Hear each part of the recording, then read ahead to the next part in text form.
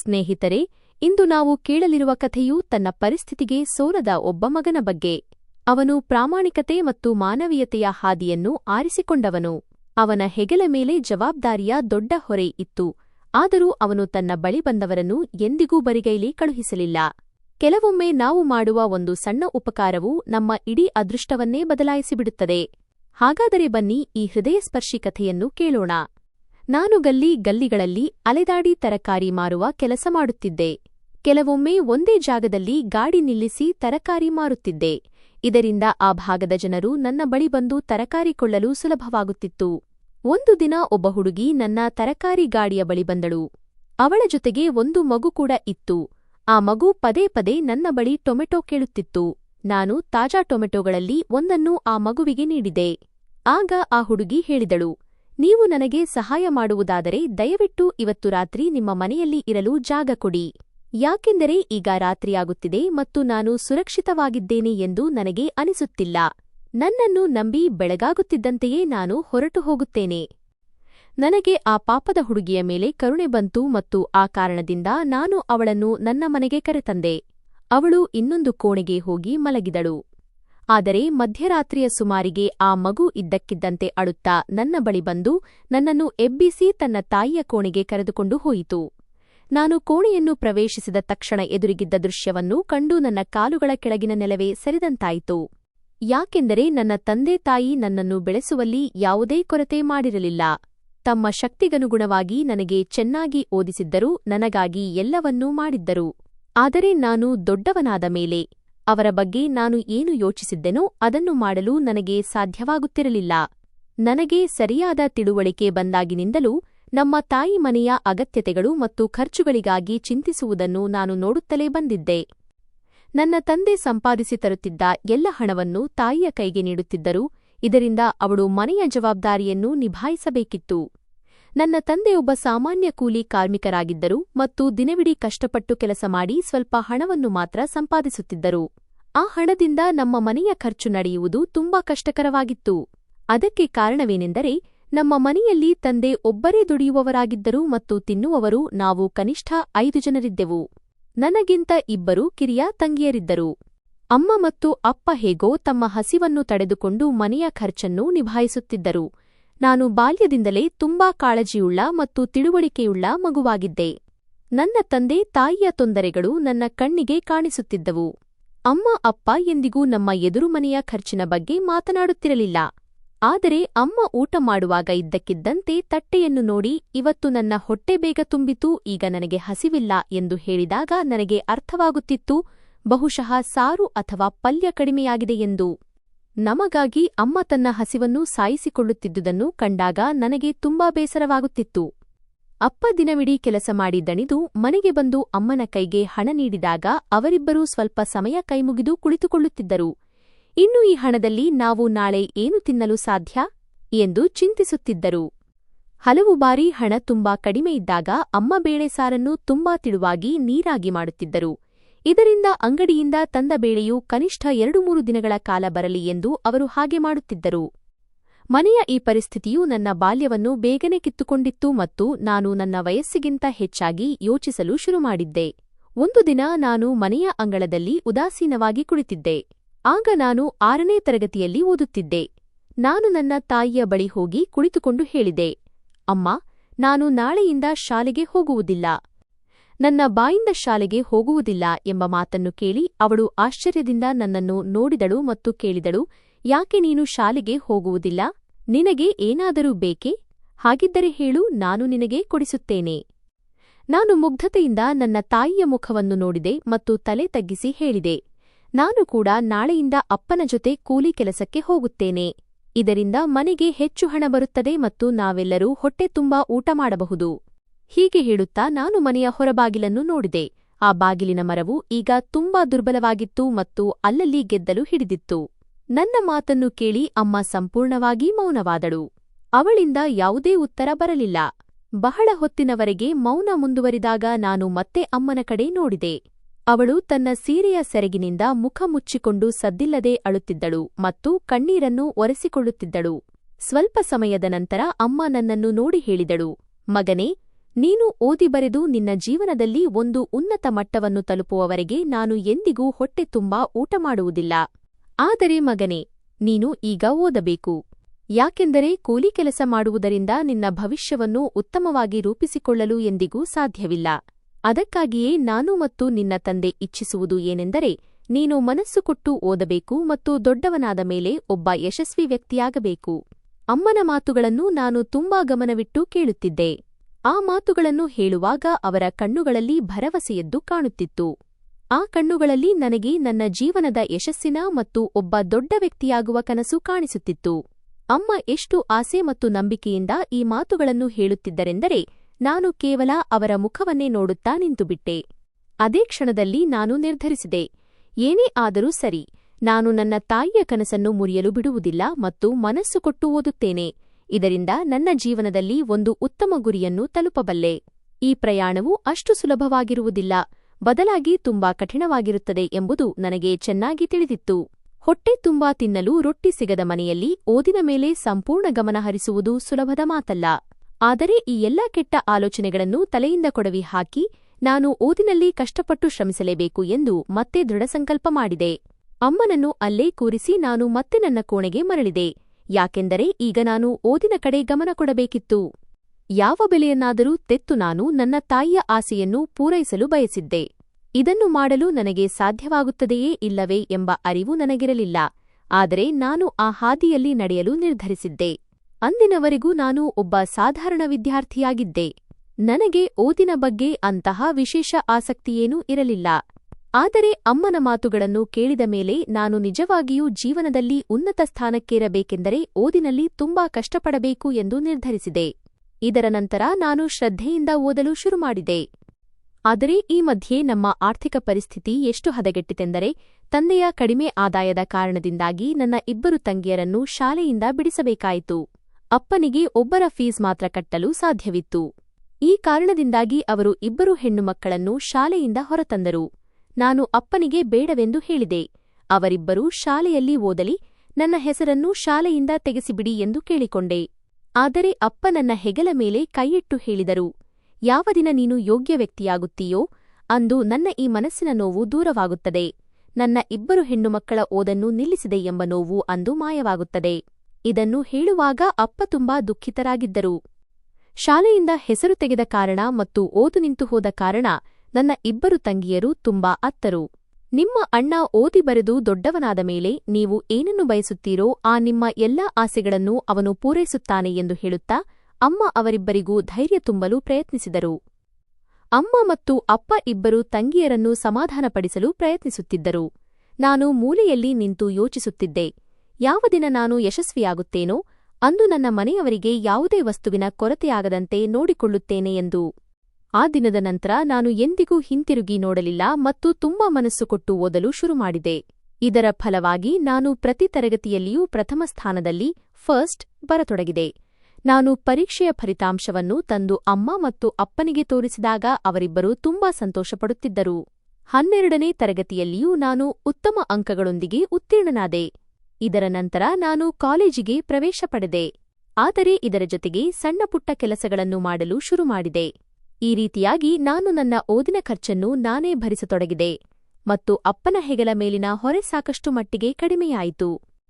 ಆದರೆ ನನ್ನ ಗುರಿ ಇನ್ನೂ ದೂರವಿತ್ತು ಮತ್ತು ಹಾದಿ ತುಂಬಾ ಕಠಿಣವಾಗಿತ್ತು. ಆದರೂ ನಾನು ಧೈರ್ಯಗುಂದಲಿಲ್ಲ. ಮುಂದಿನ ಓದಿಗಾಗಿ ನನ್ನ ಬಳಿ ಈಗ ಹಣ ಉಳಿಯುತ್ತಿರಲಿಲ್ಲ. ಯಾಕೆಂದರೆ ನಾನು ಸಣ್ಣಪುಟ್ಟ ಕೆಲಸಗಳಿಂದ ಏನು ಸಂಪಾದಿಸುತ್ತಿದ್ದೆನೋ ಅದೆಲ್ಲವೂ ಮನೆಯ ಖರ್ಚಿಗೆ ಸರಿಯಾಗುತ್ತಿತ್ತು. ನನ್ನ ಬಳಿ ಹಣ ಉಳಿಯುತ್ತಿರಲಿಲ್ಲ ಮತ್ತು ಅಪ್ಪನ ಬಳಿಯೂ ನನ್ನ ಮುಂದಿನ ಓದಿನ ಫೀಸ್ ಕಟ್ಟುವಷ್ಟು ಹಣವಿರಲಿಲ್ಲ. ಆದ್ದರಿಂದ ನನ್ನ ತಲೆಯಲ್ಲಿ ಒಂದು ಆಲೋಚನೆ ಬರತೊಡಗಿತು, ಇನ್ನು ಮುಂದೆ ನಾನು ಓದುವುದಿಲ್ಲ ಎಂದು. ಎಷ್ಟು ಓದಿದ್ದೇನೋ ಅಷ್ಟೇ ಸಾಕು ಮತ್ತು ಈಗ ನಾನು ನನ್ನ ಮನೆಯವರಿಗಾಗಿ ಕೆಲಸ ಮಾಡಬೇಕು ಎಂದು ಯೋಚಿಸಿದೆ. ಈ ನಡುವೆ ನನ್ನ ಸ್ನೇಹಿತನೊಬ್ಬ ಹೇಳಿದ, ಕಾಲೇಜಿನಲ್ಲಿ ನಿನ್ನ ಅಂಕಗಳು ತುಂಬಾ ಚೆನ್ನಾಗಿವೆ, ನಿನಗೆ ಸ್ಕಾಲರ್ಶಿಪ್ ವಿದ್ಯಾರ್ಥಿವೇತನ ಸುಲಭವಾಗಿ ಸಿಗಬಹುದು ಎಂದು. ನನಗೆ ನನ್ನ ಸ್ನೇಹಿತನ ಮಾತು ಸರಿಯೆಂದು ಅನಿಸಿತು ಮತ್ತು ನಾನು ಸ್ಕಾಲರ್ಶಿಪ್ ಫಾರ್ಮ್ ತುಂಬಿದೆ. ನನ್ನ ಅದೃಷ್ಟವಶಾತ್ ನನಗೆ ಸುಲಭವಾಗಿ ಸ್ಕಾಲರ್ಶಿಪ್ ದೊರೆಯಿತು. ಈ ರೀತಿಯಾಗಿ ನಾನು ನನ್ನ ಮುಂದಿನ ಓದಿಗಾಗಿ ಪ್ರವೇಶ ಪಡೆದೆ. ಆದರೆ ಅದರ ಜೊತೆಗೆ ನನ್ನ ಕೆಲಸವನ್ನೂ ಮುಂದುವರಿಸಿದೆ. ಪದವಿ ಓದುತ್ತಿರುವಾಗಲೇ ನಾನು ಪ್ರತಿದಿನ ಸಂಜೆ ಮನೆಗೆ ಹೋಗಿ ಟ್ಯೂಷನ್ ಹೇಳಿಕೊಡಲು ಶುರುಮಾಡಿದೆ. ಇದರಿಂದ ನನಗೆ ಸ್ವಲ್ಪ ಹಣ ಸಿಗುತ್ತಿತ್ತು ಮತ್ತು ಕಾಲೇಜಿಗೆ ಹೋಗಿ ಬರಲು ಪ್ರಯಾಣದ ವೆಚ್ಚವೂ ಅಷ್ಟರಲ್ಲಿಯೇ ಸರಿಯಾಗುತ್ತಿತ್ತು. ನನ್ನ ಈ ಪದವಿ ಪೂರ್ಣಗೊಳ್ಳಲು ಇನ್ನೂ ಕನಿಷ್ಠ 4 ವರ್ಷಗಳ ಸಮಯವಿತ್ತು. ಆ ಸಮಯ ಕಳೆದ ನಂತರವೇ ನನ್ನ ಕೈಗೆ ವಿಶ್ವವಿದ್ಯಾಲಯದ ಯೂನಿವರ್ಸಿಟಿ ಪದವಿ ಸಿಗುತ್ತಿತ್ತು. ವಿಶ್ವವಿದ್ಯಾಲಯದ ಜೀವನವು ಸಂಪೂರ್ಣವಾಗಿ ಭಿನ್ನವಾಗಿರುತ್ತದೆ. ಆದರೆ ನಾನು ಅಲ್ಲೂ ಸಹ ನನ್ನನ್ನು ಮಿತವಾಗಿರಿಸಿಕೊಂಡೆ, ಏಕೆಂದರೆ ಅನಗತ್ಯ ಖರ್ಚುಗಳಿಗಾಗಿ ನನ್ನ ಬಳಿ ಸಮಯವೂ ಇರಲಿಲ್ಲ ಮತ್ತು ಹಣವೂ ಇರಲಿಲ್ಲ ಎಂದು ನನಗೆ ತಿಳಿದಿತ್ತು. ನನ್ನ ತಲೆಯ ಮೇಲೆ ಅನೇಕ ಜವಾಬ್ದಾರಿಗಳಿದ್ದವು, ಅವುಗಳನ್ನು ನಾನು ನಿಭಾಯಿಸಬೇಕಿತ್ತು. ಈ ಕಾರಣದಿಂದಾಗಿ ನಾನು ಅಲ್ಲಿ ಬಹಳ ಕಡಿಮೆ ಜನರೊಂದಿಗೆ ಸ್ನೇಹ ಇಟ್ಟುಕೊಂಡಿದ್ದೆ. ಪ್ರತಿದಿನ ಎಲ್ಲಾ ಸ್ನೇಹಿತರು ಸೇರಿ ಯಾವುದೋ ದುಬಾರಿ ಹೋಟೆಲ್ಗೆ ಊಟಕ್ಕೆ ಹೋಗುತ್ತಿದ್ದರು, ಕೆಲವೊಮ್ಮೆ ಸಿನಿಮಾ ನೋಡಲು ಅಥವಾ ಯಾರದ್ದಾದರೂ ಜನ್ಮದಿನದ ಪಾರ್ಟಿ ಆಚರಿಸಲು ಹೋಗುತ್ತಿದ್ದರು. ಈ ಎಲ್ಲಾ ಸ್ಥಳಗಳಿಗೆ ಹೋಗಲು ಹಣದ ಅಗತ್ಯವಿತ್ತು, ಅದು ನನ್ನ ಜೇಬಿನಲ್ಲಿ ಇರಲೇ ಇಲ್ಲ. ಈ ಕಾರಣದಿಂದಾಗಿ ನಾನು ಹೆಚ್ಚು ಸ್ನೇಹಿತರನ್ನು ಮಾಡಿಕೊಳ್ಳಲಿಲ್ಲ ಮತ್ತು ನನ್ನನ್ನು ಕೇವಲ ಒಬ್ಬ ಸ್ನೇಹಿತನಿಗೆ ಸೀಮಿತಗೊಳಿಸಿಕೊಂಡೆ. ವಿಶ್ವವಿದ್ಯಾಲಯದಲ್ಲಿ ಹೆಚ್ಚಿನ ಮಕ್ಕಳು ಶ್ರೀಮಂತ ಮನೆಗಳಿಂದ ಓದಲು ಬಂದಿದ್ದರು. ಅಂತಹ ವಾತಾವರಣದಲ್ಲಿ ನನಗೆ ನನ್ನ ಬಗ್ಗೆಯೇ ವಿಚಿತ್ರವಾಗಿ ಅನಿಸುತ್ತಿತ್ತು. ನಾನು ವಾರದ ಪೂರ್ತಿ ಒಂದೇ ಶರ್ಟ್ ಧರಿಸಿ ಹೋಗುತ್ತಿದ್ದಾಗ ನನಗೆ ನನ್ನ ಬಡತನ ಮತ್ತು ಕೆಳಮಟ್ಟದ ಅರಿವು ತುಂಬಾ ತೀವ್ರವಾಗಿ ಉಂಟಾಗುತ್ತಿತ್ತು. ಆದರೆ ನಾನು ಎಂದಿಗೂ ಈ ಭಾವನೆಯನ್ನು ನನ್ನ ಮೇಲೆ ಸವಾರಿ ಮಾಡಲು ಬಿಡಲಿಲ್ಲ ಮತ್ತು ಶ್ರದ್ಧೆಯಿಂದ ಓದಲು ಸಾಧ್ಯವಿರುವ ಎಲ್ಲಾ ಪ್ರಯತ್ನಗಳನ್ನು ಮಾಡಿದೆ. ಈ ಎಲ್ಲದರ ನಡುವೆಯೂ ನಾನು ಪ್ರತಿ ವರ್ಷ ಅತ್ಯುತ್ತಮ ಅಂಕಗಳೊಂದಿಗೆ ಉತ್ತೀರ್ಣನಾಗುತ್ತಿದ್ದೆ. ವಿಶ್ವವಿದ್ಯಾಲಯದಲ್ಲಿ ನನ್ನ ಉತ್ತಮ ಫಲಿತಾಂಶ ಮತ್ತು ಪ್ರದರ್ಶನದಿಂದ ನನ್ನ ಶಿಕ್ಷಕರು ಕೂಡ ತುಂಬಾ ಸಂತೋಷವಾಗಿದ್ದರು. ಆದರೆ ಕೆಲವೊಮ್ಮೆ ನನ್ನ ಮನೆಯ ಪರಿಸ್ಥಿತಿಗಳು ನನ್ನನ್ನು ಒಳಗಿನಿಂದ ಎಷ್ಟು ಕಾಡುತ್ತಿದ್ದವು ಎಂದರೆ, ಕೆಲವು ದಿನಗಳವರೆಗೆ ಓದಿನಿಂದ ನನ್ನ ಗಮನ ಹದಗೆಡುತ್ತಿತ್ತು ಮತ್ತು ನಾನು ಓದಿನಲ್ಲಿ ದೌರ್ಬಲ್ಯ ಪ್ರದರ್ಶಿಸುತ್ತಿದ್ದೆ. ಆದರೆ ಕೆಲವು ದಿನಗಳ ನಂತರ ನಾನು ನನ್ನನ್ನು ನಾನೇ ಸಂಭಾಳಿಸಿಕೊಳ್ಳುತ್ತಿದ್ದೆ ಮತ್ತು ಮತ್ತೊಮ್ಮೆ ಓದಿನಲ್ಲಿ ನಿರತನಾಗುತ್ತಿದ್ದೆ. ಇದು ನನ್ನೊಂದಿಗೆ ಹಲವು ವರ್ಷಗಳಿಂದ ನಡೆಯುತ್ತಾ ಬಂದಿತ್ತು. ನಾನು ನನ್ನನ್ನು ನಾನೇ ಸಂಭಾಳಿಸಿಕೊಳ್ಳುವುದನ್ನು ಕಲಿತಿದ್ದೆ. ನಾನು ನನ್ನ ನೋವು ದುಃಖವನ್ನು ಯಾರೊಂದಿಗೂ ಹಂಚಿಕೊಳ್ಳುತ್ತಿರಲಿಲ್ಲ. ಹೊರಗಿನ ಪ್ರಪಂಚದ ಮುಂದೆ ನಾನು ನನ್ನನ್ನು ತುಂಬಾ ಗಟ್ಟಿಯಾಗಿ ತೋರಿಸಿಕೊಳ್ಳುತ್ತಿದ್ದೆ. ಆದರೆ ಏಕಾಂತದಲ್ಲಿ ಕುಳಿತು ನಾನು ಗಂಟೆಗಟ್ಟಲೆ ನನ್ನ ಬರಲಿರುವ ಭವಿಷ್ಯದ ಬಗ್ಗೆ ಯೋಚಿಸುತ್ತಿದ್ದೆ. ನನ್ನ ಭವಿಷ್ಯ ಹೇಗಿರುತ್ತದೆ ಮತ್ತು ನಾನು ನನ್ನ ಮನೆಯವರ ನಿರೀಕ್ಷೆಗಳಿಗೆ ತಕ್ಕಂತೆ ಬದುಕಲು ಸಾಧ್ಯವಾಗುತ್ತದೆಯೇ ಇಲ್ಲವೇ ಎಂಬುದು ನನಗೆ ತಿಳಿದಿರಲಿಲ್ಲ. ಇದೇ ಆಲೋಚನೆಗಳು ನನ್ನನ್ನು ಸದಾ ಸುತ್ತುವರೆದಿರುತ್ತಿದ್ದವು. ಈಗ ನಾನು ನನ್ನ ಓದನ್ನು ಬಹುತೇಕ ಮುಗಿಸಿದ್ದೆ. ನನ್ನ ಪರೀಕ್ಷೆಗಳು ನಡೆಯಲಿದ್ದವು ಮತ್ತು ಪರೀಕ್ಷೆಗೆ ಕೇವಲ 1 ವಾರ ಮಾತ್ರ ಬಾಕಿ ಇತ್ತು. ನಾನು ದಿನಚರಿಯಂತೆ ಹಗಲು ರಾತ್ರಿ ಓದುತ್ತಿದ್ದೆ. ಮನೆಯಲ್ಲಿ ಎಲ್ಲರೂ ಗಾಢ ನಿದ್ರೆಯಲ್ಲಿದ್ದರು. ಆ ಸಮಯದಲ್ಲಿ ಮನೆಯಲ್ಲಿ ವಿದ್ಯುತ್ ಲೈಟ್ ಇರಲಿಲ್ಲ. ಆದ್ದರಿಂದ ನಾನು ಮೇಣದ ಬತ್ತಿಯ ಬೆಳಕಿನಲ್ಲಿ ಓದುತ್ತಿದ್ದೆ. ಪ್ರತಿ ರಾತ್ರಿ ವಿದ್ಯುತ್ ಹೋಗುವುದು ನಮ್ಮ ಪ್ರದೇಶದ ದಿನಚರಿಯಾಗಿತ್ತು, ಆದ್ದರಿಂದ ಇದು ಯಾರಿಗೂ ವಿಚಿತ್ರವೆಂದೂ ಅನಿಸುತ್ತಿರಲಿಲ್ಲ. ಬೇಸಿಗೆಯ ದಿನಗಳಾಗಿದ್ದವು. ನನಗೆ ಕೋಣೆಯಲ್ಲಿ ಸೆಖೆ ಅನಿಸುತ್ತಿತ್ತು. ಆದ್ದರಿಂದ ನಾನು ಎದ್ದು ಹೊರಗೆ ಅಂಗಳಕ್ಕೆ ಬಂದೆ ಮತ್ತು ಅಲ್ಲಿನ ಮರದ ಮಂಚದ ತಖ್ತ್ ಮೇಲೆ ಕುಳಿತೆ. ನಾನು ಅಲ್ಲಿ ಕುಳಿತು ಸ್ವಲ್ಪ ಸಮಯವಷ್ಟೇ ಕಳೆದಿತ್ತು. ಅಷ್ಟರಲ್ಲೇ ನನಗೆ ನನ್ನ ತಾಯಿಯ ಧ್ವನಿ ಕೇಳಿಸಿತು. ಅಮ್ಮ ಆಗಾಗ್ಗೆ ರಾತ್ರಿಯೆದ್ದು ನನ್ನನ್ನು ನೋಡುತ್ತಿದ್ದರು. ನಾನು ಮಲಗುವವರೆಗೂ ಅವರಿಗೂ ನಿರಾಳವಾಗಿ ನಿದ್ರೆ ಮಾಡಲು ಸಾಧ್ಯವಾಗುತ್ತಿರಲಿಲ್ಲ. ಅಮ್ಮನ ಧ್ವನಿ ಕೇಳಿ ನಾನು ತಕ್ಷಣವೇ ನನ್ನ ಜಾಗದಿಂದ ಎದ್ದು ಅವರ ಕೋಣೆಯ ಕಡೆಗೆ ಹೋಗತೊಡಗಿದೆ. ನಾನು ಅವರ ಕೋಣೆಯ ಕಡೆಗೆ ಹೋದ ತಕ್ಷಣವೇ ನನಗೆ ಮತ್ತೆ ಅಮ್ಮನ ಗಾಬರಿಗೊಂಡ ಧ್ವನಿ ಕೇಳಿಸಿತು. ನಾನು ಬೇಗನೆ ಅವರ ಕೋಣೆಯ ಬಾಗಿಲು ತೆರೆದು ಒಳಗೆ ಹೆಜ್ಜೆ ಇಟ್ಟೆ. ಅವಳು ನನಗೆ ಹೇಳಿದಳು, ನಿನ್ನ ಅಪ್ಪನ ಆರೋಗ್ಯ ಹದಗೆಡುತ್ತಿದೆ ಮಗನೇ, ನಾವು ಅವರನ್ನು ಆಸ್ಪತ್ರೆಗೆ ಕರೆದುಕೊಂಡು ಹೋಗಬೇಕು. ಆ ಸಮಯದಲ್ಲಿ ಕೋಣೆಯಲ್ಲಿ ದಟ್ಟವಾದ ಕತ್ತಲೆ ಇತ್ತು. ಕೈಗೆ ಕೈ ಕೂಡ ಕಾಣಿಸುತ್ತಿರಲಿಲ್ಲ. ನಾನು ಅಮ್ಮನಿಗೆ ಕೇಳಿದೆ, ಅಪ್ಪನಿಗೆ ಏನಾಗಿದೆ ಎಂದು. ಅಪ್ಪನಿಗೆ ಎದೆ ನೋವು ಬರುತ್ತಿದೆ. ನೀನು ಬೇಗನೆ ಹೋಗಿ ಯಾವುದಾದರೂ ವಾಹನವನ್ನು ಕರೆದುಕೊಂಡು ಬಾ, ನಾವು ಅವರನ್ನು ಆಸ್ಪತ್ರೆಗೆ ಕರೆದುಕೊಂಡು ಹೋಗೋಣ ಎಂದು ಅಮ್ಮ ಹೇಳಿದರು. ನಾನು ತಕ್ಷಣವೇ ಮನೆಯಿಂದ ಹೊರಬಂದೆ. ಆ ಸಮಯದಲ್ಲಿ ಬಹುಶಃ ರಾತ್ರಿ 2 ಅಥವಾ 3 ಗಂಟೆಯಾಗಿರಬಹುದು. ಇಡೀ ಪ್ರದೇಶವು ಕತ್ತಲಲ್ಲಿ ಮುಳುಗಿತ್ತು. ಅಂತಹ ಸಮಯದಲ್ಲಿ ಈ ಪ್ರದೇಶದಲ್ಲಿ ನನಗೆ ವಾಹನ ಹೇಗೆ ಸಿಗಲು ಸಾಧ್ಯವಿತ್ತು? ಇತ್ತ ಮನೆಯಲ್ಲಿ ಅಪ್ಪನ ಸ್ಥಿತಿ ಕ್ಷಣ ಕ್ಷಣಕ್ಕೂ ಹದಗೆಡುತ್ತಿತ್ತು. ನನಗೆ ಏನೂ ಅರ್ಥವಾಗುತ್ತಿರಲಿಲ್ಲ. ನಾನು ಓಡುತ್ತಾ ರಸ್ತೆಯ ಕಡೆಗೆ ಹೋದೆ. ಅಲ್ಲಿ ಕಾಕತಾಳೀಯವಾಗಿ ಒಂದು ರಿಕ್ಷಾ ನಿಂತಿರುವುದು ಕಂಡಿತು. ನಾನು ತಕ್ಷಣ ಓಡುತ್ತಾ ಅವನ ಬಳಿ ಹೋಗಿ, ಬೇಗ ನನ್ನ ಜೊತೆ ನಮ್ಮ ಮನೆಗೆ ಬಾ ಎಂದು ಹೇಳಿದೆ. ಆದರೆ ಆ ರಿಕ್ಷಾ ಚಾಲಕ ನನಗೆ ಹೇಳಿದ, ನೋಡು, ರಾತ್ರಿ ತುಂಬಾ ತಡವಾಗಿದೆ ಮತ್ತು ಈ ಸಮಯದಲ್ಲಿ ನಾನು ಯಾವುದೇ ಪ್ರಯಾಣಿಕರನ್ನು ಕರೆದುಕೊಂಡು ಹೋಗಲು ಸಾಧ್ಯವಿಲ್ಲ. ಈಗ ನಾನು ಮನೆಗೆ ಹೋಗುವವನಿದ್ದೇನೆ ಎಂದ ಆ ರಿಕ್ಷಾ ಚಾಲಕ. ಅವನ ಮಾತನ್ನು ಕೇಳಿ ನನ್ನ ಕಾಲ ಕೆಳಗಿನ ನೆಲವೇ ಸರಿದಂತಾಯಿತು. ನಾನು ಕೈಮುಗಿದು ಅವನಲ್ಲಿ ಬೇಡಿಕೊಂಡೆ, ಅಣ್ಣ, ನನ್ನ ತಂದೆಯ ಆರೋಗ್ಯ ತುಂಬಾ ಹದಗೆಟ್ಟಿದೆ. ನೀವು ಈ ಸಮಯದಲ್ಲಿ ಅವರನ್ನು ಆಸ್ಪತ್ರೆಗೆ ಕರೆದುಕೊಂಡು ಹೋಗದಿದ್ದರೆ ಏನೂ ಬೇಕಾದರೂ ಆಗಬಹುದು. ದಯವಿಟ್ಟು ದೇವರಿಗಾಗಿ ನನಗೆ ಸಹಾಯ ಮಾಡಿ. ನಾನು ಅವನ ಮುಂದೆ ಕೈಮುಗಿದು ಗೋಗರೆಯತೊಡಗಿದೆ. ನನ್ನ ಈ ಸ್ಥಿತಿಯನ್ನು ನೋಡಿ ಅವನು ನನ್ನೊಂದಿಗೆ ಬರಲು ಒಪ್ಪಿಕೊಂಡನು. ನಾನು ತಕ್ಷಣ ಅವನ ರಿಕ್ಷಾದಲ್ಲಿ ಕುಳಿತು ನಮ್ಮ ಮನೆಯತ್ತ ಕರೆದುಕೊಂಡು ಹೋದೆ.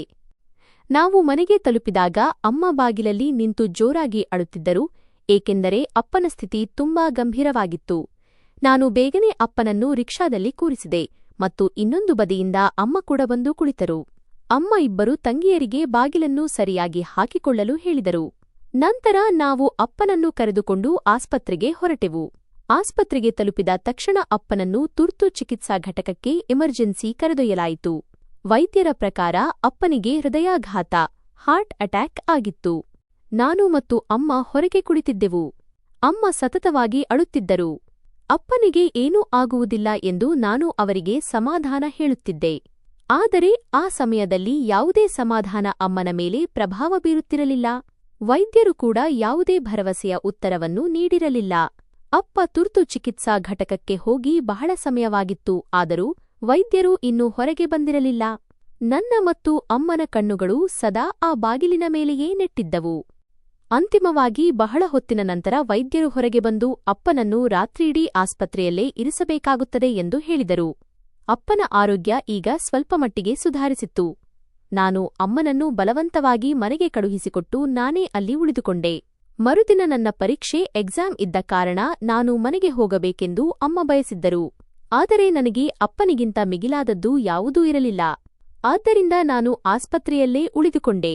ಆದರೆ ಅಪ್ಪನ ಆರೋಗ್ಯ ಸುಧಾರಿಸಿದೆ ಎಂದು ವೈದ್ಯರು ಹೇಳಿದ್ದರೂ ಅಮ್ಮ ಮನೆಗೆ ಹೋಗಲೇ ಇಲ್ಲ, ನನ್ನೊಂದಿಗೆ ಕುಳಿತಿದ್ದರು. ನನ್ನ ಮನಸ್ಸು ತುಂಬಾ ಗಾಬರಿಯಾಗುತ್ತಿದೆ, ಹೋಗಲು ಮನಸ್ಸಿಲ್ಲ ಎನ್ನುತ್ತಿದ್ದರು ಅವರು. ಬೆಳಗಾದ ತಕ್ಷಣ ನಾನು ಪರೀಕ್ಷೆ ಬರೆಯಲು ಹೋದೆ, ಏಕೆಂದರೆ ಇಂದು ನನ್ನ ಕೊನೆಯ ಪೇಪರ್ ಆಗಿತ್ತು. ಮಧ್ಯಾಹ್ನದ ಸಮಯದಲ್ಲಿ ನಾನು ಮತ್ತೆ ಆಸ್ಪತ್ರೆಗೆ ತಲುಪಿದಾಗ ಅಮ್ಮ ನನ್ನನ್ನು ನೋಡಿದ ತಕ್ಷಣ ಅಪ್ಪಿಕೊಂಡು ಜೋರಾಗಿ ಅಳತೊಡಗಿದರು. ನಾನು ಆಶ್ಚರ್ಯದಿಂದ ಅಮ್ಮನನ್ನು ನೋಡಿದೆ, ಏಕೆಂದರೆ ಕೆಲವು ಗಂಟೆಗಳ ಹಿಂದೆಯಷ್ಟೇ ಅವರು ನಿರಾಳವಾಗಿದ್ದರು.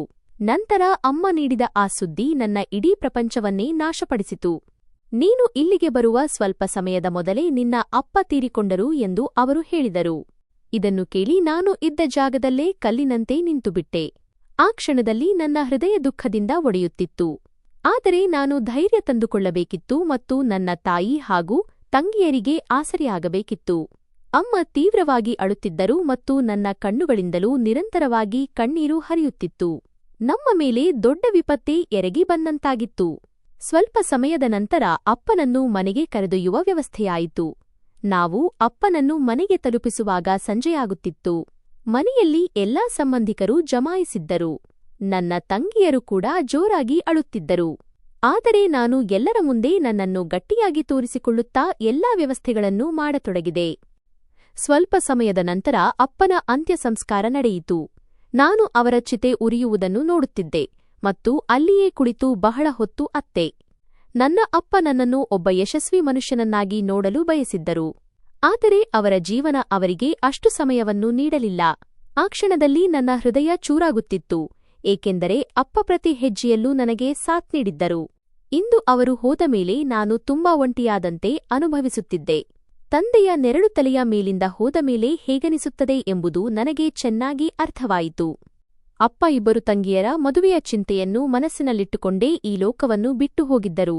ನನ್ನ ಇಬ್ಬರು ತಂಗಿಯರು ಮದುವೆಯ ವಯಸ್ಸಿಗೆ ಬಂದಿದ್ದರು. ಆದರೆ ಅವರಿಗೆ ಬರುತ್ತಿದ್ದ ಸಂಬಂಧಗಳೆಲ್ಲ ನಮ್ಮ ಆರ್ಥಿಕ ಸ್ಥಿತಿಯನ್ನು ನೋಡಿ ವಾಪಸ್ ಹೋಗುತ್ತಿದ್ದವು. ಈ ಕಾರಣದಿಂದಲೇ ನನ್ನ ಇಬ್ಬರು ತಂಗಿಯರು ಇದುವರೆಗೆ ಮದುವೆಯಾಗದೆ ಮನೆಯಲ್ಲೇ ಇದ್ದರು. ಅಮ್ಮ ಮತ್ತು ಅಪ್ಪನಿಗೆ ಇದೇ ಚಿಂತೆ ಹಗಲು ರಾತ್ರಿ ಕಾಡುತ್ತಿತ್ತು. ಈಗ ಇಬ್ಬರು ತಂಗಿಯರ ಮದುವೆಯ ಜವಾಬ್ದಾರಿಯು ನನ್ನ ಹೆಗಲ ಮೇಲಿತ್ತು ಮತ್ತು ನಾನು ಯಾವುದೇ ಪರಿಸ್ಥಿತಿಯಲ್ಲೂ ನನ್ನ ಜವಾಬ್ದಾರಿಯನ್ನು ಸರಿಯಾಗಿ ನಿಭಾಯಿಸಬೇಕಿತ್ತು. ಅದೇ ದಿನಗಳಲ್ಲಿ ನನ್ನ ತಂಗಿಯೊಬ್ಬಳಿಗೆ ಒಂದು ಸಂಬಂಧ ಬಂದಿತು. ಅಮ್ಮ ಹೇಗಾದರೂ ಮಾಡಿ ಈ ಸಂಬಂಧ ನಿಶ್ಚಯವಾಗಲಿ ಎಂದು ಬಯಸಿದ್ದರು. ಆದರೆ ಯಾವ ಹುಡುಗಿಯ ತಂದೆ ತೀರಿ ಹೋಗಿದ್ದಾರೋ ಮತ್ತು ಅಣ್ಣ ಮನೆಯಲ್ಲಿ ನಿರುದ್ಯೋಗಿಯಾಗಿ ಕುಳಿತಿದ್ದಾನೋ ಅಂತಹ ಮನೆಯ ಹುಡುಗಿಯ ಜೊತೆ ಸಂಬಂಧ ಬೆಳೆಸಲು ಯಾರು ತಾನೇ ಒಪ್ಪುತ್ತಾರೆ? ಈ ಕಾರಣದಿಂದಾಗಿ ಪ್ರತಿ ಬಾರಿಯಂತೆ ಈ ಸಂಬಂಧವು ತಿರಸ್ಕರಿಸಲ್ಪಟ್ಟಿತು. ಅಂದು ಅಮ್ಮ ತುಂಬಾ ಅತ್ತರು. ಅಮ್ಮನ ಈ ಸ್ಥಿತಿಯನ್ನು ನೋಡಲು ಈಗ ನನ್ನಿಂದ ಸಾಧ್ಯವಾಗುತ್ತಿರಲಿಲ್ಲ. ಅವರ ಹೆಣ್ಣುಮಕ್ಕಳು ತಂದೆಯ ಮನೆಯ ಹೊಸ್ತಿಲಲ್ಲೇ ಕುಳಿತು ಮುಪ್ಪಾಗುತ್ತಾರೋ ಏನೋ ಎಂಬ ಚಿಂತೆಯು ನನ್ನನ್ನು ಕಾಡುತ್ತಿತ್ತು. ನಾನು ಅಮ್ಮನಿಗೆ ಸಮಾಧಾನ ಹೇಳಲು ಪ್ರಯತ್ನಿಸುತ್ತಿದ್ದೆ. ಆದರೆ ಆ ಸಮಯದಲ್ಲಿ ನನ್ನ ಜೇಬಿನಲ್ಲಿ ಏನೂ ಇಲ್ಲ ಎಂಬುದು ನನಗೆ ಚೆನ್ನಾಗಿ ತಿಳಿದಿತ್ತು ಮತ್ತು ಅದೇ ಕಾರಣದಿಂದಲೇ ಇವೆಲ್ಲವೂ ಸಂಭವಿಸುತ್ತಿತ್ತು. ನಾನು ಕೈಯಲ್ಲಿ ಪದವಿಯನ್ನು, ಡಿಗ್ರಿ ಹಿಡಿದುಕೊಂಡು ಕೆಲಸದ ಹುಡುಕಾಟದಲ್ಲಿ ಇಲ್ಲಿಂದ ಅಲ್ಲಿಗೆ ಅಲೆದಾಡಲು ಶುರುಮಾಡಿದೆ. ಆದರೆ ಎಲ್ಲೂ ಸಹ ಶಿಫಾರಸು ಅಥವಾ ಲಂಚವಿಲ್ಲದೆ ನನಗೆ ಕೆಲಸ ಸಿಗುತ್ತಿರಲಿಲ್ಲ. ನಾನು ಎಲ್ಲಿಯೇ ಕೆಲಸದ ಹುಡುಕಾಟಕ್ಕೆ ಹೋದರೂ ಅಲ್ಲಿ ಸಂದರ್ಶನದ ಇಂಟರ್ವ್ಯೂ ನಂತರ ನನ್ನ ಬಳಿ ಲಂಚ ಕೇಳುತ್ತಿದ್ದರು. ಹಲವು ಬಾರಿ ನಾನು ಸಂದರ್ಶನದಲ್ಲಿ ಉತ್ತೀರ್ಣನಾಗಿದ್ದೆ. ಆದರೆ ಲಂಚ ನೀಡಲು ಹಣವಿಲ್ಲದ ಕಾರಣ ಪ್ರತಿ ಬಾರಿಯೂ ವೈಫಲ್ಯವೇ ನನ್ನ ಪಾಲಿಗೆ ಬರುತ್ತಿತ್ತು ಮತ್ತು ನಾನು ಕೆಲಸವನ್ನು ಕಳೆದುಕೊಳ್ಳಬೇಕಾಗುತ್ತಿತ್ತು. ಅಂತಹ ದಿನಗಳಲ್ಲಿಯೇ ನನ್ನ ತಂಗಿಗೆ ಮತ್ತೊಂದು ಸಂಬಂಧ ಬಂದಿತು ಮತ್ತು ಆ ಜನರಿಗೆ ನನ್ನ ತಂಗಿ ಇಷ್ಟವಾದಳು. ಅಮ್ಮ ತಕ್ಷಣವೇ ಆ ಸಂಬಂಧಕ್ಕೆ ಒಪ್ಪಿಗೆ ನೀಡಿದರು, ಏಕೆಂದರೆ ಅವರು ಯಾವುದೇ ಬೆಲೆ ತೆತ್ತಾದರೂ ಈ ಸಂಬಂಧವನ್ನು ಕೈಬಿಡಲು ಬಯಸಿರಲಿಲ್ಲ. ಆದರೆ ಸತ್ಯವೇನೆಂದರೆ ನನ್ನ ತಂಗಿಯ ಮದುವೆ ಮಾಡಲು ನಮ್ಮ ಬಳಿ ಸ್ವಲ್ಪವೂ ಹಣವಿರಲಿಲ್ಲ. ಆದರೂ ತಂಗಿಯ ಮದುವೆ ನಿಶ್ಚಯವಾದಾಗ ಅಮ್ಮನ ಮನಸ್ಸಿಗೆ ಸ್ವಲ್ಪ ನಿರಾಳವೆನಿಸಿತು. ಅಪ್ಪ ಹೋದ ನಂತರ ಅವರ ರಾತ್ರಿಯ ನಿದ್ರೆ ಮಾಯವಾಗಿತ್ತು ಮತ್ತು ಅವರು ತುಂಬಾ ಚಿಂತಿತರಾಗಿರುತ್ತಿದ್ದರು. ಈ ಸಂಬಂಧ ನಿಶ್ಚಯವಾದ ನಂತರ ಅವರಿಗೆ ಸ್ವಲ್ಪ ಸಮಾಧಾನ ಸಿಕ್ಕಿತು. ಆದರೆ ವಿಷಯವು ಚಿಂತೆಯದ್ದೇ ಆಗಿತ್ತು, ಏಕೆಂದರೆ ಇದುವರೆಗೆ ನನ್ನ ಕೆಲಸದ ಬಗ್ಗೆ ಯಾವುದೇ ವ್ಯವಸ್ಥೆಯಾಗಿರಲಿಲ್ಲ ಮತ್ತು ಇತ್ತ ತಂಗಿಯ ಮದುವೆಯು ತಲೆಯ ಮೇಲೆ ಬಂದು ನಿಂತಿತ್ತು. ಅಮ್ಮ ಅವರಿಂದ ಕೆಲವು ತಿಂಗಳ ಸಮಯ ಕೇಳಿದ್ದರು, ಏಕೆಂದರೆ ನನಗೆ ಶೀಘ್ರದಲ್ಲೇ ಕೆಲಸ ಸಿಗುತ್ತದೆ ಮತ್ತು ನಾನು ಸುಲಭವಾಗಿ ನನ್ನ ತಂಗಿಯ ಮದುವೆಯನ್ನು ಮಾಡುತ್ತೇನೆ ಎಂದು ಅವರಿಗೆ ಅನಿಸಿತ್ತು. ಕೆಲಸ ಸಿಗುವುದು ಅಷ್ಟು ಸುಲಭವಲ್ಲ ಎಂದು ನಾನು ಅಮ್ಮನಿಗೆ ಹೇಗೆ ವಿವರಿಸಲಿ? ಏಕೆಂದರೆ ಎಲ್ಲೆಡೆ ನನ್ನ ಬಳಿ ಶಿಫಾರಸು ಅಥವಾ ಲಂಚದ ಬೇಡಿಕೆ ಇಡಲಾಗುತ್ತಿತ್ತು ಮತ್ತು ಅದಕ್ಕಾಗಿ ನನ್ನ ಬಳಿ ಹಣವೇ ಇರಲಿಲ್ಲ. ನಾನು ಪ್ರತಿದಿನ ಬೆಳ್ಳಂಬೆಳಗ್ಗೆ ಕೆಲಸದ ಹುಡುಕಾಟದಲ್ಲಿ ಮನೆಯಿಂದ ಹೊರಟು ಇಲ್ಲಿಂದ ಅಲ್ಲಿಗೆ ಅಲೆದಾಡಿ ಸಂಜೆ ಮನೆಗೆ ಮರಳುತ್ತಿದ್ದೆ. ಎಲ್ಲಿಯಾದರೂ ಸ್ವಲ್ಪ ಭರವಸೆ ಕಂಡರೆ ನಾನು ತಕ್ಷಣ ಅಲ್ಲಿಗೆ ಹೋಗುತ್ತಿದ್ದೆ. ಆದರೆ ಪ್ರತಿದಿನ ಸಂಜೆಯಾಗುತ್ತಿದ್ದಂತೆ ತಲೆ ತಗ್ಗಿಸಿ ಮುಖ ಸಣ್ಣದು ಮಾಡಿಕೊಂಡು ಮನೆಗೆ ಮರಳುತ್ತಿದ್ದೆ. ಅಮ್ಮ ನನ್ನ ಮುಖ ನೋಡಿದ ತಕ್ಷಣ ಅರಿತುಕೊಳ್ಳುತ್ತಿದ್ದರು, ಇಂದು ಕೂಡ ನನಗೆ ಎಲ್ಲೂ ಕೆಲಸ ಸಿಕ್ಕಿಲ್ಲ ಮತ್ತು ನಾನು ಬರಿಗೈಯಲ್ಲಿ ಮನೆಗೆ ಬಂದಿದ್ದೇನೆ ಎಂದು. ಈಗ ನನಗೆ ಮನೆಗೆ ಮರಳಲು ಕೂಡ ಅವಮಾನವೆನಿಸುತ್ತಿತ್ತು. ನನ್ನ ತಾಯಿ ಮತ್ತು ತಂಗಿಯರು ನನ್ನ ಮೇಲೆ ಬಹಳಷ್ಟು ನಿರೀಕ್ಷೆಗಳನ್ನು ಇಟ್ಟುಕೊಂಡಿದ್ದರು ಮತ್ತು ನಾನು ಅವರ ಒಂದೇ ಒಂದು ನಿರೀಕ್ಷೆಯನ್ನು ಕೂಡ ಪೂರೈಸಲು ಸಾಧ್ಯವಾಗುತ್ತಿರಲಿಲ್ಲ. ತಂಗಿಯ ಮದುವೆಯ ದಿನಾಂಕವು ಹತ್ತಿರ ಬರುತ್ತಿತ್ತು ಮತ್ತು ದಿನಗಳು ವೇಗವಾಗಿ ಕಳೆಯುತ್ತಿದ್ದವು. ಇದನ್ನು ನೋಡಿ ಅಮ್ಮ ಇನ್ನೂ ಹೆಚ್ಚು ಚಿಂತಿತರಾಗತೊಡಗಿದರು. ನಾನು ಮನೆಗೆ ಬಂದಾಗಲೆಲ್ಲ ಅವರು ನನ್ನನ್ನು ಕೇಳುತ್ತಿದ್ದರು, ಇವತ್ತು ಕೂಡ ನಿನಗೆ ಕೆಲಸ ಸಿಗಲಿಲ್ಲವೇ ಎಂದು. ಆಗ ನಾನು ಮೌನವಾಗಿ ತಲೆ ತಗ್ಗಿಸುತ್ತಿದ್ದೆ. ಮನೆಯ ಪರಿಸ್ಥಿತಿಯೂ ಈಗ ಹದಗೆಡುತ್ತಿತ್ತು. ಕಾರಣ ಸ್ಪಷ್ಟವಾಗಿತ್ತು, ಅಪ್ಪ ಸಂಪಾದಿಸುತ್ತಿದ್ದ ಹಣದಿಂದಲೇ ಮನೆ ನಡೆಯುತ್ತಿತ್ತು. ಈಗ ಅಪ್ಪ ಇಲ್ಲದ ಕಾರಣ ಅವರ ಆದಾಯವೂ ನಿಂತು ಹೋಗಿತ್ತು. ನಾನು ಮಾಡುತ್ತಿದ್ದ ಸಣ್ಣಪುಟ್ಟ ಕೆಲಸಗಳು ಕೂಡ ಈಗ ನನ್ನ ಕೈ ತಪ್ಪಿದ್ದವು, ಏಕೆಂದರೆ ನಾನು ಒಂದೋ ಆ ಕೆಲಸಗಳನ್ನು ಮಾಡಬಹುದಿತ್ತು ಅಥವಾ ಉತ್ತಮ ಕೆಲಸದ ಹುಡುಕಾಟದಲ್ಲಿ ಅಲೆದಾಡಬಹುದಿತ್ತು. ನಂತರ ಒಂದು ಸಮಯ ಬಂದಿತ್ತು, ನನ್ನ ಜೇಬಿನಲ್ಲಿದ್ದ ಹಣ ಸಂಪೂರ್ಣವಾಗಿ ಖಾಲಿಯಾಯಿತು. ಅಮ್ಮನ ಮುಂದೆ ಕೈ ಚಾಚಲು ನನಗೆ ನಾಚಿಕೆಯಾಗುತ್ತಿತ್ತು. ನಾನು ಅವರಿಗೆ ಹಣ ಕೊಡಬೇಕಿತ್ತು, ಆದರೆ ನಾನು ಅವರಿಂದ ಪ್ರಯಾಣದ ವೆಚ್ಚಕ್ಕಾಗಿ, ಬಾಡಿಗೆಗಾಗಿ ಹಣ ಕೇಳುತ್ತಿದ್ದೆ. ಈ ಕಾರಣದಿಂದಲೇ ನಾನು ಅವರಿಂದ ಹಣ ಕೇಳುವುದನ್ನು ನಿಲ್ಲಿಸಿದೆ ಮತ್ತು ಎಲ್ಲಾ ಕಡೆ ಕಾಲ್ನಡಿಗೆಯಲ್ಲೇ ಓಡಾಡಲು ಪ್ರಾರಂಭಿಸಿದೆ. ಅತಿಯಾಗಿ ನಡೆದ ಕಾರಣ ನನ್ನ ಕಾಲುಗಳಲ್ಲಿ ಗುಳ್ಳೆಗಳಾದವು ಮತ್ತು ನನ್ನ ಚಪ್ಪಲಿ ಕೂಡ ಸವೆದು ಹೋಗಿತ್ತು. ಆದರೆ ಇಷ್ಟೊಂದು ಓದಿದರೂ ನನ್ನ ಅರ್ಹತೆಯ ಬಲದ ಮೇಲೆ ನನಗೆ ಕೆಲಸ ಸಿಗುತ್ತಿರಲಿಲ್ಲ.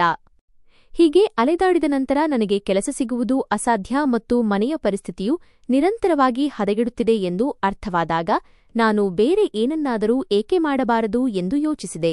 ನಮ್ಮ ಮನೆಯಿಂದ ಸ್ವಲ್ಪ ದೂರದಲ್ಲಿ ತರಕಾರಿಯ ಒಂದು ದೊಡ್ಡ ಗೋದಾಮು ಇತ್ತು. ಅಲ್ಲಿಂದ ಜನರು ಬೆಳ್ಳಂಬೆಳಿಗ್ಗೆ ತಾಜಾ ತರಕಾರಿಗಳನ್ನು ತೆಗೆದುಕೊಂಡು ಗಾಡಿಗಳಲ್ಲಿ ಠೇಲಾ ಹೊರಡುತ್ತಿದ್ದರು ಮತ್ತು ಸಂಜೆ ವಾಪಸ್ ಬಂದು ಅದೇ ಗಾಡಿಗಳನ್ನು ಅಲ್ಲಿಯೇ ಜಮಾಯಿಸುತ್ತಿದ್ದರು. ಈ ರೀತಿಯಾಗಿ ಅವರಿಗೆ ದಿನವಿಡೀ ದುಡಿಮೆಯಾಗುತ್ತಿತ್ತು. ಎಲ್ಲ ಕಡೆಯಿಂದ ನಿರಾಶನಾದ ನಾನು ಒಂದು ದಿನ ಅದೇ ಗೋದಾಮಿಗೆ ತಲುಪಿದೆ. ಅಲ್ಲಿ ಕುಳಿತಿದ್ದ ವ್ಯಕ್ತಿಯೊಬ್ಬನಿಗೆ ನನಗೆ ಕೆಲಸ ಬೇಕೆಂದು ಹೇಳಿದೆ. ಅವನು ಆಶ್ಚರ್ಯದಿಂದ ನನ್ನನ್ನು ತಲೆಯಿಂದ ಪಾದದವರೆಗೆ ನೋಡಿದನು ಮತ್ತು ನಂತರ ನನ್ನನ್ನು ಗೋದಾಮಿನ ಮಾಲೀಕನ ಬಳಿ ಕರೆದುಕೊಂಡು ಹೋದನು. ಆದ್ದರಿಂದ ಉದಾಸೀನರಾಗುವ ಅಥವಾ ಚಿಂತಿಸುವ ಅಗತ್ಯವೇ ಇಲ್ಲ. ನಾನು ದೀರ್ಘವಾಗಿ ನಿಟ್ಟುಸಿರು ಬಿಟ್ಟು ಅಮ್ಮನ ಕಡೆ ನೋಡಿದೆ. ಅವರ ಮುಖ ಮತ್ತು ಮಾತುಗಳೆರಡೂ ಅವರಿಗೂ ತುಂಬಾ ನೋವಾಗಿದೆ ಎಂಬ ವಿಷಯವನ್ನು ಸ್ಪಷ್ಟವಾಗಿ ಹೇಳುತ್ತಿದ್ದವು. ಆದರೆ ಅವರು ಅದನ್ನು ನನ್ನ ಮುಂದೆ ತೋರ್ಪಡಿಸಿಕೊಳ್ಳುತ್ತಿರಲಿಲ್ಲ. ನಾನು ಕೂಡ ಅವರ ನಂಬಿಕೆಯನ್ನು ಉಳಿಸಿಕೊಳ್ಳಲು ಮೌನವಾಗಿದ್ದೆ. ಒಂದು ದಿನ ಪ್ರತಿದಿನದಂತೆ ನಾನು ನನ್ನ ಗಾಡಿಯನ್ನು ಠೇಲಾ ನಿಲ್ಲಿಸಿ ಅಲ್ಲಿಯೇ ಪಕ್ಕದಲ್ಲಿ ನಿಂತಿದ್ದೆ. ಇಂದು ಬಿಸಿಲು ದಿನಕ್ಕಿಂತ ಸ್ವಲ್ಪ ಹೆಚ್ಚೇ ಇತ್ತು. ಬೆವರು ಒಂದು ಕ್ಷಣವೂ ಒಣಗುತ್ತಿರಲಿಲ್ಲ. ಸುಡುವ ಸೂರ್ಯ ನೇರವಾಗಿ ನನ್ನ ತಲೆಯ ಮೇಲೆ ನಿಂತಿದ್ದನು. ಇಂತಹ ಪರಿಸ್ಥಿತಿಯಲ್ಲಿ ಪ್ರತಿಯೊಬ್ಬರೂ ಬಿಸಿಲಿನಿಂದ ಹೈರಾಣಾಗಿದ್ದರು ಮತ್ತು ಯಾವುದಾದರೂ ನೆರಳಿನ ಹುಡುಕಾಟದಲ್ಲಿದ್ದರು. ಆದರೆ ನಾನು ಮಾತ್ರ ರಸ್ತೆಯ ಮೇಲೆಯೇ ನಿಂತಿದ್ದೆ, ಏಕೆಂದರೆ ಇಲ್ಲಿ ನಿಂತರೆ ತರಕಾರಿಗಳು ಹೆಚ್ಚು ಮಾರಾಟವಾಗುತ್ತಿದ್ದವು. ನಾನು ಯಾವುದಾದರೂ ನೆರಳಿನ ಕಡೆಗೆ ಹೋಗಲು ಪ್ರಯತ್ನಿಸಿದರೆ ಆ ಜಾಗ ರಸ್ತೆಯಿಂದ ಸ್ವಲ್ಪ ದೂರವಾಗುತ್ತಿತ್ತು ಮತ್ತು ಆ ರೀತಿ ಮಾಡುವುದರಿಂದ ನನಗೆ ಗ್ರಾಹಕರು ಕೂಡ ಕಡಿಮೆ ಸಿಗುತ್ತಿದ್ದರು. ಇದೇ ಕಾರಣದಿಂದ ನಾನು ಇಲ್ಲೇ ನಿಂತಿದ್ದೆ. ಆದರೆ ಬಿಸಿಲು ಹೆಚ್ಚಾಗಿದ್ದರಿಂದ ರಸ್ತೆಗಳು ಕೂಡ ಜನರಿಲ್ಲದೆ ನಿರ್ಜನವಾಗಿದ್ದವು. ಮಧ್ಯಾಹ್ನವಾಗಿತ್ತು ಮತ್ತು ನಾನು ಇನ್ನೂ ಅಲ್ಲೇ ಇದ್ದೆ. ಇದುವರೆಗೆ ನನ್ನ ಗಾಡಿಯಿಂದ ತುಂಬಾ ಕಡಿಮೆ ತರಕಾರಿ ಮಾರಾಟವಾಗಿತ್ತು. ಎಲ್ಲಾ ತರಕಾರಿ ಮಾರಾಟವಾಗಲಿ ಎಂದು ನಾನು ಪ್ರಾರ್ಥಿಸುತ್ತಿದ್ದೆ. ಇದರಿಂದ ನನಗೆ ಒಳ್ಳೆಯ ಹಣ ಸಿಗಲಿ ಎಂಬ ಆಸೆ ನನಗಿತ್ತು, ಏಕೆಂದರೆ ನನ್ನ ತಂಗಿಯ ಮದುವೆ ಹತ್ತಿರ ಬರುತ್ತಿತ್ತು. ಅವಳಿಗಾಗಿ ನಾನು ಎಷ್ಟು ಸಾಧ್ಯವೋ ಅಷ್ಟು ಹಣ ಸಂಪಾದಿಸಬೇಕಿತ್ತು. ಇದರಿಂದ ತಂಗಿಯ ಮದುವೆ ಚೆನ್ನಾಗಿ ನಡೆಯಲಿ ಎಂಬುದು ನನ್ನ ಆಶಯವಾಗಿತ್ತು. ಇದೇ ಕಾರಣಕ್ಕೆ ನಾವು ಹಣ ಉಳಿಸಲು ಈಗ ಹೊಟ್ಟೆ ತುಂಬಾ ಊಟವನ್ನು ಮಾಡುತ್ತಿರಲಿಲ್ಲ ಮತ್ತು ಕಡಿಮೆ ವಸ್ತುಗಳಲ್ಲೇ ಜೀವನ ಸಾಗಿಸುತ್ತಿದ್ದೆವು. ಇನ್ನೆಲ್ಲವನ್ನೂ ಯೋಚಿಸುತ್ತಾ ನಾನು ರಸ್ತೆಯ ಬದಿಯಲ್ಲಿ ಒಬ್ಬ ಹುಡುಗಿಯನ್ನು ನೋಡಿದೆ. ಅವಳ ಜೊತೆಗೆ ಒಂದು ಸಣ್ಣ ಮಗು ಕೂಡ ಇತ್ತು. ಆ ಹುಡುಗಿ ತುಂಬಾ ಗಾಬರಿಗೊಂಡಂತೆ ಕಾಣುತ್ತಿದ್ದಳು. ಅವಳ ಮುಖವನ್ನು ನೋಡಿದರೆ ಅವಳು ಯಾವುದೋ ವಿಷಯಕ್ಕಾಗಿ ತುಂಬಾ ಚಿಂತಿತಳಾಗಿದ್ದಾಳೆ ಮತ್ತು ತುಂಬಾ ಹೆದರಿದ್ದಾಳೆ ಎಂಬುದು ಸ್ಪಷ್ಟವಾಗಿ ತಿಳಿಯುತ್ತಿತ್ತು. ನಾನು ಮತ್ತೊಮ್ಮೆ ಅವಳ ಕಡೆ ನೋಡಿದೆ. ಆದರೆ ಆ ಹುಡುಗಿ ನನ್ನನ್ನು ನೋಡುತ್ತಿರಲಿಲ್ಲ.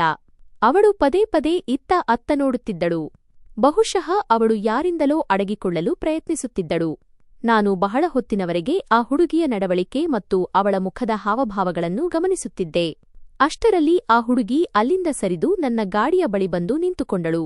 ಅವಳು ತನ್ನ ದುಪಟ್ಟಾದಿಂದ ಅರ್ಧ ಮುಖವನ್ನು ಮುಚ್ಚಿಕೊಂಡಿದ್ದಳು ಮತ್ತು ತನ್ನ ಜೊತೆಗಿದ್ದ ಮಗುವಿನ ಕೈಯನ್ನು ಗಟ್ಟಿಯಾಗಿ ಹಿಡಿದುಕೊಂಡಿದ್ದಳು. ಈ ಹುಡುಗಿಗೆ ಸಮಸ್ಯೆ ಏನಪ್ಪಾ ಅಂತ ಕೇಳೋಣವಾ ಎಂದು ನಾನು ಒಂದು ಕ್ಷಣ ಯೋಚಿಸಿದೆ. ಆದರೆ ಮತ್ತೆ ಸುಮ್ಮನಾದೆ.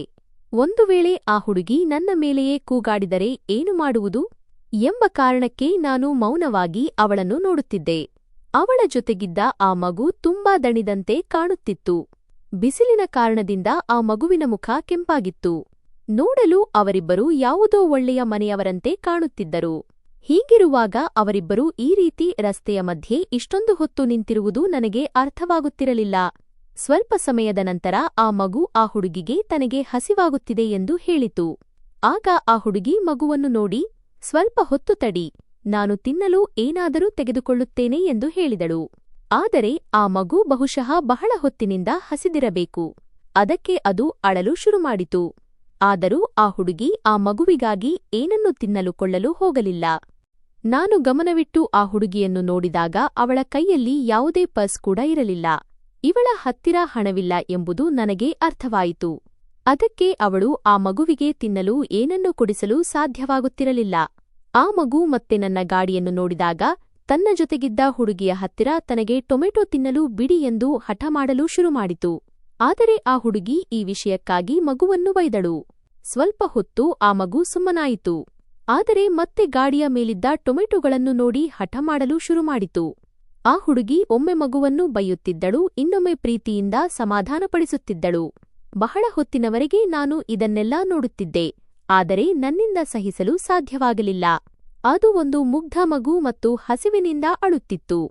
ನಾನು ನನ್ನ ಗಾಡಿಯಿಂದ 2-3 ಟೊಮೆಟೊಗಳನ್ನು ತೆಗೆದು ಆ ಮಗುವಿನ ಕಡೆಗೆ ಚಾಚಿದೆ.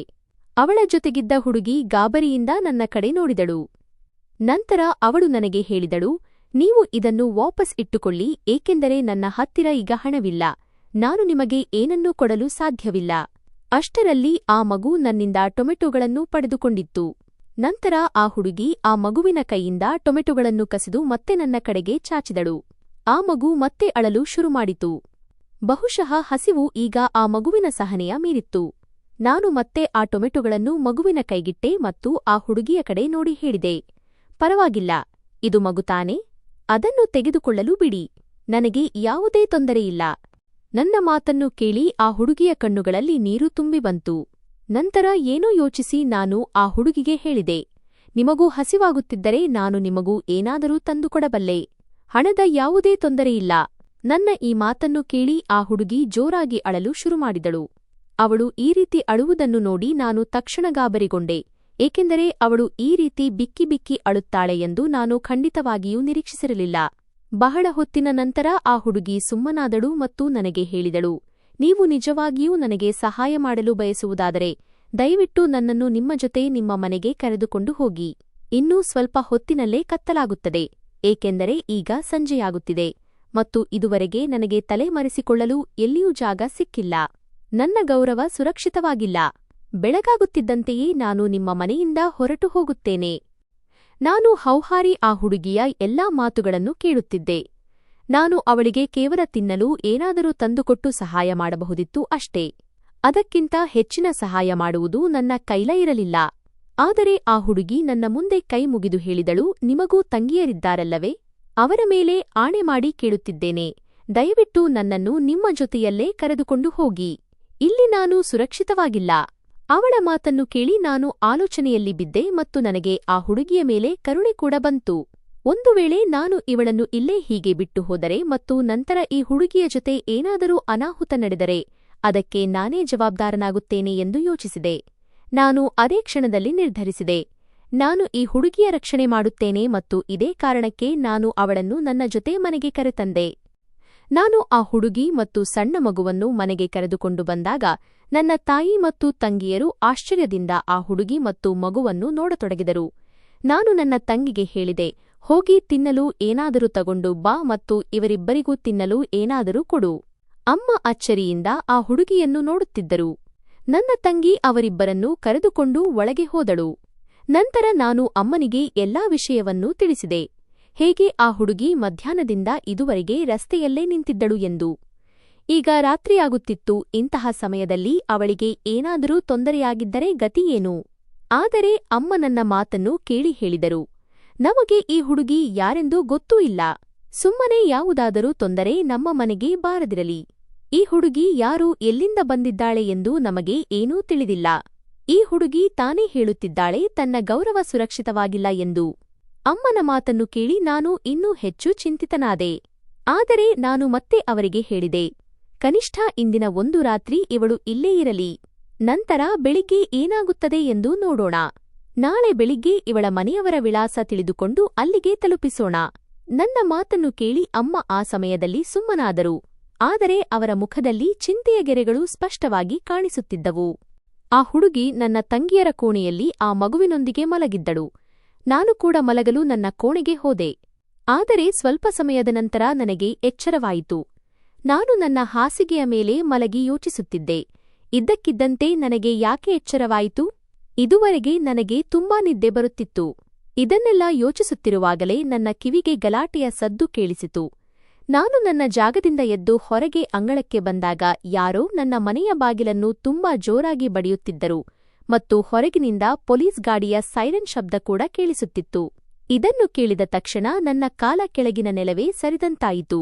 ಮನೆಯಲ್ಲಿ ಎಲ್ಲರೂ ಎಚ್ಚರಗೊಂಡು ಅಂಗಳಕ್ಕೆ ಬಂದರು. ನಾನು ಮುಂದೆ ಹೋಗಿ ಮನೆಯ ಬಾಗಿಲು ತೆರೆದೆ. ನನ್ನ ಮುಂದೆ ಇಬ್ಬರು ಪುರುಷರು ನಿಂತಿದ್ದರು ಮತ್ತು ಅವರ ಹಿಂದೆ ಪೊಲೀಸರಿದ್ದರು.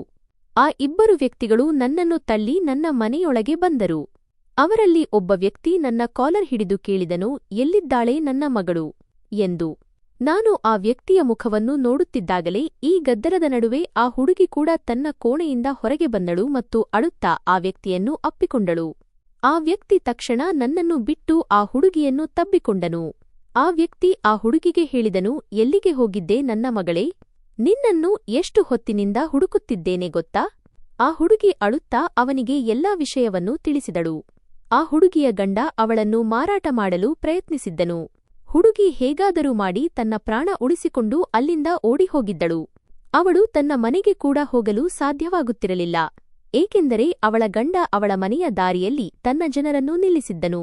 ಇದೇ ಕಾರಣಕ್ಕೆ ಅವಳು ನನ್ನ ಹತ್ತಿರ ಸಹಾಯ ಕೇಳಿ ನನ್ನ ಮನೆಗೆ ಬಂದಿದ್ದಳು. ಆ ವ್ಯಕ್ತಿ ತಕ್ಷಣ ಮುಂದೆ ಬಂದು ನನಗೆ ತುಂಬಾ ಧನ್ಯವಾದಗಳನ್ನು ಅರ್ಪಿಸಿದನು ಮತ್ತು ತನ್ನ ನಡವಳಿಕೆಗಾಗಿ ನನ್ನ ಬಳಿ ಕ್ಷಮೆಯಾಚಿಸಿದನು. ಆ ವ್ಯಕ್ತಿಗೆ ನಾನು ಅವನ ಮಗಳನ್ನು ಬಲವಂತವಾಗಿ ನನ್ನ ಮನೆಯಲ್ಲಿ ಇರಿಸಿಕೊಂಡಿದ್ದೇನೆ ಎಂದು ಅನಿಸಿತ್ತು, ಏಕೆಂದರೆ ಅವನ ಮಗಳು ಬೆಳಿಗ್ಗೆಯಿಂದಲೇ ನಾಪತ್ತೆಯಾಗಿದ್ದಳು ಮತ್ತು ಅವಳ ಬಗ್ಗೆ ಯಾವುದೇ ಮಾಹಿತಿ ಸಿಗುತ್ತಿರಲಿಲ್ಲ. ಈ ಕಾರಣದಿಂದಾಗಿ ಅವನು ತುಂಬಾ ಗಾಬರಿಗೊಂಡಿದ್ದನು. ನಂತರ ಆ ವ್ಯಕ್ತಿ ತನ್ನ ಮಗಳನ್ನು ಕರೆದುಕೊಂಡು ಅಲ್ಲಿಂದ ಹೊರಟು ಹೋದನು. ಆದರೆ ಹೋಗುವಾಗ ತನ್ನ ವಿಸಿಟಿಂಗ್ ಕಾರ್ಡ್ ಅನ್ನು ನನ್ನ ಕೈಗಿಟ್ಟು, ಯಾವುದಾದರೂ ಒಂದು ದಿನ ಖಂಡಿತವಾಗಿಯೂ ನನ್ನ ಮನೆಗೆ ಬಾ ಎಂದು ಹೇಳಿದನು. ನಾನು ಆ ವ್ಯಕ್ತಿಯ ಕೈಯಿಂದ ಆ ಕಾರ್ಡ್ ಪಡೆದುಕೊಂಡೆ. ಆ ಹುಡುಗಿ ಸುರಕ್ಷಿತವಾಗಿ ತನ್ನ ಮನೆಗೆ ಮರಳಿದ್ದಳು ಮತ್ತು ನನ್ನ ಜವಾಬ್ದಾರಿಯೂ ಮುಗಿದಿತ್ತು. ನಂತರ ಈ ವಿಷಯ ನಡೆದು 2 ವಾರಗಳು ಕಳೆದವು. ಒಂದು ದಿನ ನನ್ನ ಮನೆಯ ಬಾಗಿಲನ್ನು ಯಾರೋ ತಟ್ಟಿದರು. ನಾನು ಬಾಗಿಲು ತೆರೆದು ನೋಡಿದಾಗ ನನ್ನ ಮುಂದೆ ಒಬ್ಬ ವ್ಯಕ್ತಿ ನಿಂತಿದ್ದನು. ಅವನು ಡ್ರೈವರ್ ಬಟ್ಟೆಗಳನ್ನು ಧರಿಸಿದ್ದನು.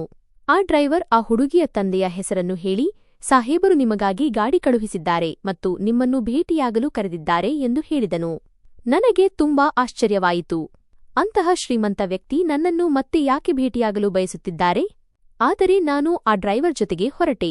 ಆ ಡ್ರೈವರ್ ನನ್ನನ್ನು ಆ ವ್ಯಕ್ತಿಯ ಕಚೇರಿಗೆ ಆಫೀಸ್ ಕರೆದುಕೊಂಡು ಹೋದನು. ಅವರು ನನ್ನನ್ನು ನೋಡಿ ತುಂಬಾ ಸಂತೋಷದಿಂದ ಭೇಟಿಯಾದರು ಮತ್ತು ಹೇಳಿದರು, ನಾನು ನಿನ್ನ ಬಗ್ಗೆ ವಿಚಾರಿಸಿದೆ.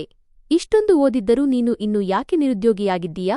ಅದಕ್ಕಾಗಿಯೇ ನಾನು ನಿನ್ನನ್ನು ಇಲ್ಲಿಗೆ ಕರೆಸಿದ್ದೇನೆ, ಏಕೆಂದರೆ ನನ್ನ ಬಳಿ ನಿನಗಾಗಿ ಒಂದು ಕೆಲಸವಿದೆ. ನಿನಗೆ ಇಷ್ಟವಿದ್ದರೆ ನೀನು ಇಲ್ಲಿ ಕೆಲಸ ಮಾಡಬಹುದು. ಆ ವ್ಯಕ್ತಿಯ ಮಾತನ್ನು ಕೇಳಿ ನನಗೆ ಅತೀವ ಸಂತೋಷವಾಯಿತು. ನಾನು ಅವರಿಗೆ ಹೇಳಿದೆ, ನಾನು ಕೇವಲ ಒಂದು ಉಪಕಾರದ ಕೆಲಸ ಮಾಡಿದ್ದೆ ಅಷ್ಟೇ. ಆ ಉಪಕಾರದ ಬದಲಾಗಿ ನಾನು ಯಾವುದೇ ಆಸೆಯನ್ನು ಇಟ್ಟುಕೊಂಡಿರಲಿಲ್ಲ. ಆಗ ಆ ವ್ಯಕ್ತಿ ನನಗೆ ಹೇಳಿದರು, ಈ ಕೆಲಸ ನಿನಗೆ ನಿನ್ನ ಅರ್ಹತೆಯ ಆಧಾರದ ಮೇಲೆ ಸಿಗುತ್ತಿದೆ. ಆದ್ದರಿಂದ ಅಂತಹ ಯಾವುದೇ ಆಲೋಚನೆ ಮಾಡಬೇಡ. ನಾಳೆ ನೀನು ಇಲ್ಲಿಗೆ ಬಂದು ಕೆಲಸಕ್ಕೆ ಸೇರಿಕೊಳ್ಳಬಹುದು.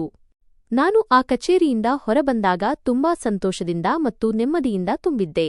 ನನ್ನ ಉಪಕಾರಕ್ಕೆ ಇಂತಹ ಪ್ರತಿಫಲ ಸಿಗುತ್ತದೆ ಎಂದು ನಾನು ಎಂದಿಗೂ ಯೋಚಿಸಿರಲಿಲ್ಲ. ಸ್ನೇಹಿತರೆ, ನಿಮಗೆ ಈ ಕಥೆ ಇಷ್ಟವಾಗಿದ್ದರೆ ಮತ್ತು ನೀವು ಯಾವ ನಗರದಿಂದ ಈ ಕಥೆಯನ್ನು ಕೇಳುತ್ತಿದ್ದೀರಿ ಎಂಬುದನ್ನು ಕಾಮೆಂಟ್ ಮಾಡುವ ಮೂಲಕ ಖಂಡಿತವಾಗಿ ತಿಳಿಸಿ. ವಿಡಿಯೋವನ್ನು ಲೈಕ್ ಮಾಡಿ, ಹೈಪ್ ನೀಡಿ ಮತ್ತು ಸಾಧ್ಯವಾದಷ್ಟು ಹೆಚ್ಚು ಜನರಿಗೆ ಶೇರ್ ಮಾಡಿ. ಚಾನೆಲ್ಗೆ ಹೊಸಬರಾಗಿದ್ದರೆ ಸಬ್ಸ್ಕ್ರೈಬ್ ಮಾಡಿ ಮತ್ತು ನೋಟಿಫಿಕೇಷನ್ ಬೆಲ್ ಒತ್ತಿರಿ.